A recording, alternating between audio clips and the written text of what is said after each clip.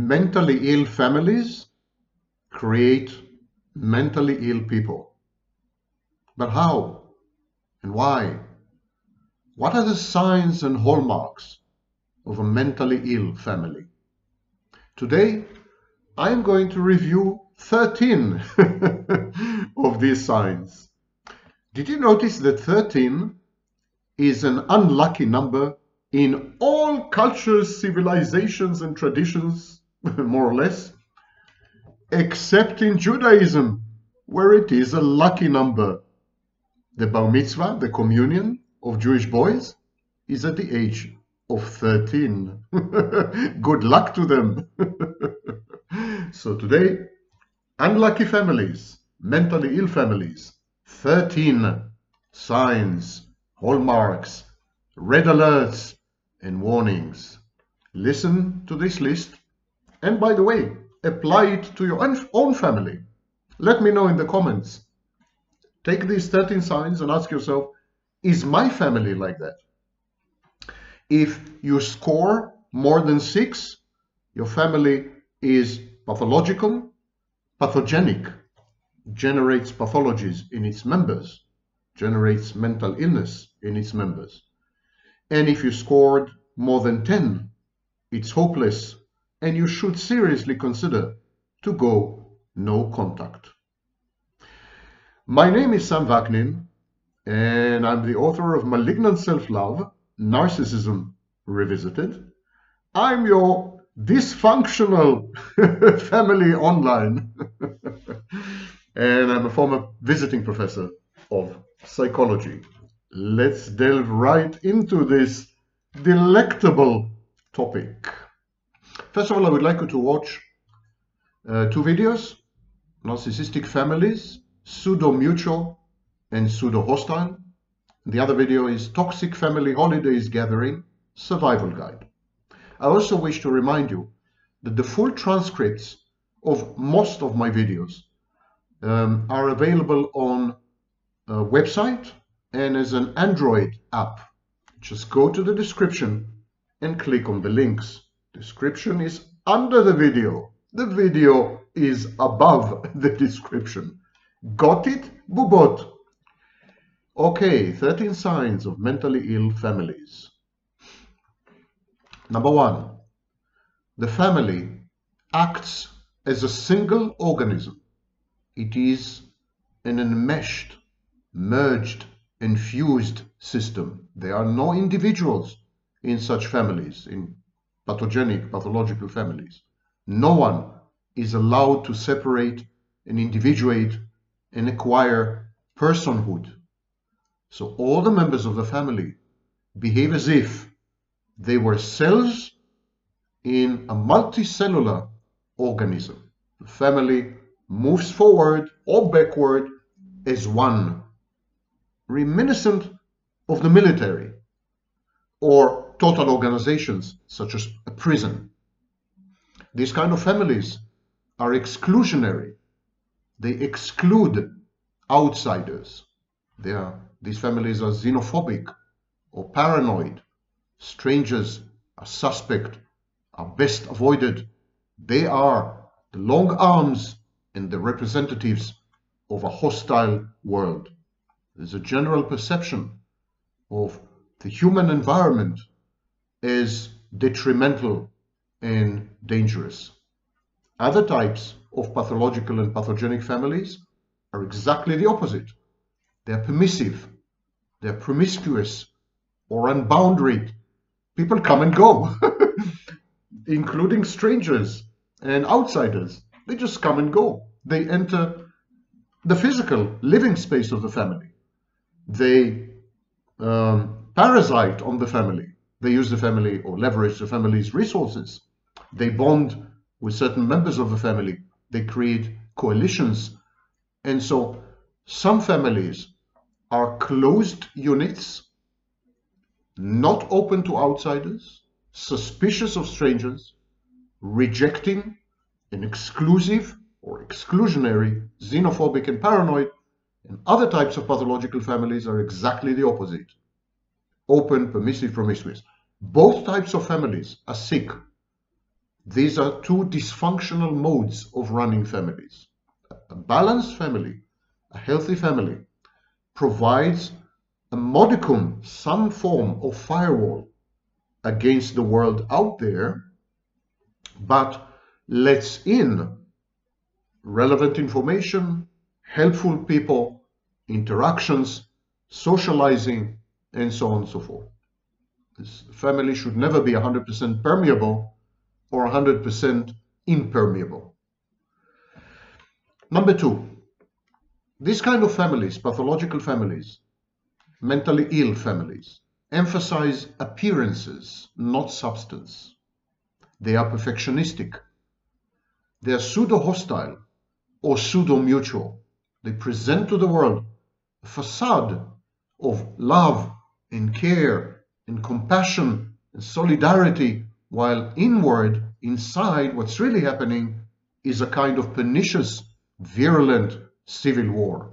Or they present to the world a facade of hostility, rejection, suspicion, paranoia, xenophobia, hatred, etc., etc. So pseudo-hostility and pseudo-mutuality, I recommend that you watch the relevant video. But these families are preoccupied with the way they appear to others, to neighbors, to peers, to teachers, to social workers, in church, in the community, etc., etc. Preoccupation with appearance is so extreme that there is a total neglect of real substantive dynamics. And there is an emphasis on never getting it wrong. Infallibility, perfectionism, top marks, 9.5 is not enough. It should be always be 10. So this is a second sign of a dysfunctional family. The third sign, out of 13, yes, the magic number. This kind of family provides a selective interface between internal and external realities. Now, hold your horses. All families do this. All families serve as membranes. They let in, as I said, certain data, certain people, and they keep others out for a variety of reasons, for example, a value system. But the mentally ill family, the interface that the mentally ill family provides is rigid, uncompromising, punitive, and therefore separates internal reality from external reality to the point that they can never be seamlessly integrated. Does this remind you of something? Right you are. The mentally ill family engages in rampant splitting. Some people are all good, others are all bad. Some situations should always be avoided, some sought after.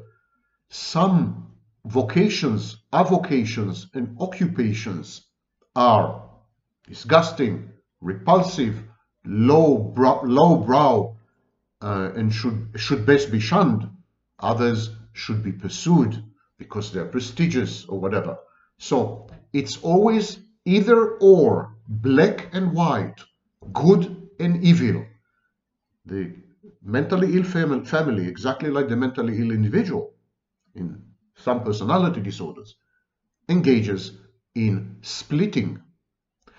And splitting is a defense mechanism. The mentally ill family serves as a defense mechanism writ large. And the defense mechanism is internalized, introjected by its members via the parental figures. It becomes an integrated or integral part of the process of socialization and acculturation, because parents are usually socialization agents. They represent society to the children. Number 4, the mentally ill family enforces a narrative. The narrative could be totally delusional, divorced from reality, paranoid, narcissistic, crazy, psychopathic, borderline narrative. It could be anything. It could be utterly insane, but it is rigidly and aggressively enforced. And the narrative is coupled with sanctions and punitive measures. You adhere to the narrative.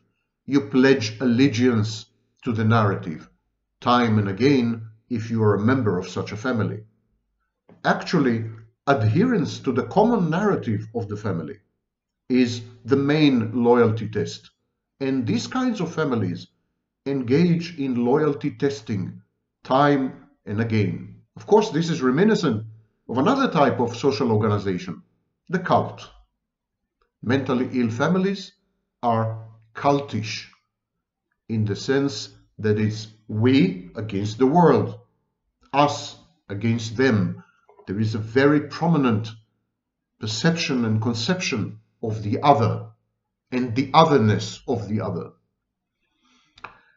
Number 5, mentally ill families reinforce emerging roles and competitive hierarchies. Each member of these families is allocated a role. You are going to be the fixer. You are going to be the healer. You are going to be the bad boy. You are going to be the incorrigible slut. You, etc. You're going to be the scapegoat. You're going to be the golden child. These are all known as emergent roles. Mentally ill families allocate emergent roles exactly like healthy families. The allocation of emergent roles is common, is a normal process in all families. But in mentally ill families, the emergent roles mismatch the children. So the wrong child is usually chosen for the role, and then the role is enforced, if necessary, by violence. This creates competition, internal competition, as some of the members of the family aim to transition from one role to another, to usurp someone else's role. So there are competitive hierarchies in these families, and there are arbiters, decision makers, judges, if you wish. The whole family functions like an extended court. And when Franz Kafka, wrote his famous book, The Trial, it might as well be seen as an allegory of such a family or to such a family. There are father and mother who are the judges, or maybe only father, or maybe only mother. They're the judges, and the children compete and enlist in constant kind of jousting in an attempt to replace each other as the favorite or the golden child or whatever. Let me count, 1, 2, 3, number 6. The mentally ill family, places an emphasis on the ambient, on the implicit, on the hidden text, on the unspoken, on the unthought known. It's a concept which was first described by Bolas, B-O-L-A-S. This kind of family does not verbalize. More things go unspoken of than spoken of. Everything is in the air, atmospheric. You have to guess all the time. You have to decipher and decode. Communication is cryptic. It's like there's a cabal running things, like there's some arcane hidden knowledge, a mysterium of sorts. This is this kind of family. It is penumbral. And this kind of family is never overt, never explicit. And it imposes this vow of secrecy on all its members. You should not launder the family's dirty laundry in full view of the neighbors.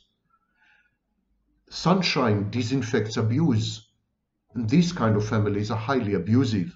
There's a lot of coercive abuse and a lot of implicit or ambient abuse, a lot of verbal abuse, and so on and so forth.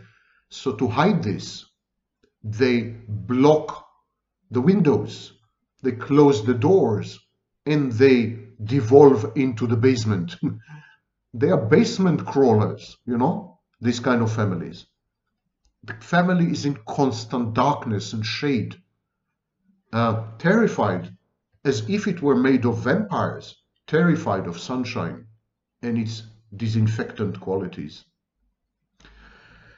Number 7, this kind of mentally ill families make use of emotional blackmail, ostracism, shunning or excommunicating members, wayward members, rebel members, defiant members, and as I've mentioned, lots of coercion. And the coercion could be, again, verbalized, non-verbalized. For example, in many of these families, the main instrument of coercion is unmet expectations. The parental figures promulgate their expectations, and if you don't meet these expectations, your punishment is to be ignored, neglected, ostracized, mocked, and so on and so forth. Now, in some of these families, in extremis, the parents don't even verbalize their expectations. They just punish you if you don't meet them. So, in many of these families, the overriding expectation is mind reading. You have to read the minds of the godlike figures of your parents, or else. There's always an or else. Everything comes with a price list and a cost and a punishment, penalty. And everything is transactional. Love is not unconditional. It's doled out in meager portions, and it is subject to performance, but not just any performance. The performance that gratifies the parental figures, the performance that caters to their unfulfilled dreams and fantasies, the performance that makes them look good outside to outsiders. So this is a mentally ill family. Next, all mentally ill families, and there is no exception. I know you're going to be told that there are exceptions. There are no exceptions. All mentally ill families have what I call wrongful intimacies. Wrongful intimacies are sexually and emotionally inappropriate, boundary breaching behaviors, inappropriate and unboundaried behaviors. So, emotional incest, actual incest, parentifying, regarding the child as your substitute spouse, creating coalition with children against the opposing parent, colloquially known as parental alienation. All these happen very often in mentally ill families. Sexually and emotionally inappropriate families. Next, the mentally ill family is past-oriented or future-oriented. It is nostalgic. It idealizes the past. It grieves and mourns the bygone era. It focuses on the past as the main venue for learning, personal growth, and personal development. Similarly, it imbues the future with an inordinate weight. Future becomes extremely important via fantasy or compulsive daydreaming or manic planning. So these mentally ill families live in the past or they inhabit the future, but they never reside in the present. Never. They're never mindful. They're never content. They're never in the here and now. They're always floating somewhere in the mists of time past. They are what I call archaeological families. Or they vanish into the future, and I call these fantastic families or fantasy-oriented families. Mentally ill families are sinks and amplifiers of negative affects. The mentally ill family places much more importance on emotions such as anger, envy, hatred, fear, resentment, criticism, self-destructiveness, defeat, failure, being a loser, etc., etc. There's much more emphasis on these negative affects, negative emotions, and negative experiences. In short, on negativity rather than on positivity and positive psychology. Mentally ill families process negativity much faster, much better, much more often than anything positive. And even if there is, by mistake, some penetration or intrusion of positivity into a mentally ill family, it's immediately reframed as something negative. So I gave you an example. You come home and you say, "Mommy, I just got 9 in the exam out of 10. And mommy would say, "Why didn't you get 10? You're inadequate, you're lazy. You could have easily gotten 10. How am I going to face my neighbors now? Your teacher, your father." So a positive thing, an accomplishment, a self-esteem building block, something that helps with your self-confidence, self-image. Your mother or your father would be sure to ruin it for you. They would reframe and convert it into negativity. Both the parental figures and the members of the family have no experience at processing positivity. They either catastrophize, and as they say, this positive thing is temporary and is likely to end up badly, or they regard positivity as a form of faking something wrong, deception or self-deception. They become suspicious and paranoid when they are faced with positive things, positive events, positive accomplishments, and of course, positive people.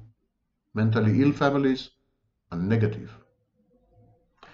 Mentally ill families allow for role reversals. Children become the parents of their parents, a process known as parentifying. I have several videos on my channel regarding parentifying. Children are treated as adults, and there are expectations in accordance or commensurate with such treatment. I call this process adultifying. These are role reversals. The parents are the only adults. Even families that on the surface appear to be very equitable, egalitarian, and compassionate are actually mentally ill families. So when parents consult their children as if their children should have a say because they are like adults, these are mentally ill parents. If the child is given latitude and freedoms which should be absolutely strictly reserved for adults, that's a mentally ill family. If the children are unboundaried, spoiled, pampered, idolized, pedestalized, and so on, that's a mentally ill family. These are all forms of abuse. Role reversals in mentally ill families are very common. And actually, in psychodrama, we use role reversals. We use the technique of role reversal to undo the damage of mentally ill families. But I will not go into it right now. In the next few days, I will make a video on transactional analysis and so on and so forth. There is a video on role reversal and doubling in psychodrama, techniques that I am well acquainted with. And in my counseling, I advise my clients to use, especially the more recalcitrant clients, the more difficult clients. The members of mentally ill families are ego-dystonic. They're unhappy. They're anhedonic, unable to experience true pleasure. They're depressed. They're anxious. They're even suicidal or entertain suicidal ideation. They're always eager to flee the confines of the family and never look back. I'm mentioning this because these are the easiest signs to spot. If you see children who are perpetually unhappy, who can't be aroused by any type of pleasure, who are visibly depressed and anxious, who talk about death and suicide frequently. If you come across adolescents or young adults who just run away as far as possible and as soon as they can from their family is probably mentally ill. And finally, I mentioned at the very beginning that mentally ill families create mentally ill people. So the mentally ill family reifies insecure attachment styles and mental health issues. When you talk to outside observers, they would tend to characterize mentally ill families in single phrases. They would discuss mentally ill families as if they were mentally ill individuals, a single organism. So when you talk to the neighbors of mentally ill families, to teachers, to social workers, they all refer to the mentally ill family as if it were a single person. They say they are all so dour and depressing, or they say this family is grandiose, or reticent, or aggressive, or hateful, or boring, or stupid, or whatever. Mentally ill families come across as the embodiment of some kind of mental dysfunction. These are the 13 signs of mentally ill families. Score your own family, and again, if you score 6, something is seriously wrong with your family. If you score 10 and more, go no contact. This is a severely disturbed and pathogenic, pathology-creating environment. You don't want to be involved in it a minute longer than is necessary. And yes, honeys and honettes, you can go no contact with your mother, with your son, with your husband or ex-husband, with your father, with your sister, with your brother. No contact is a survival strategy, and survival should trump any family affiliation, especially if the family is out to get you.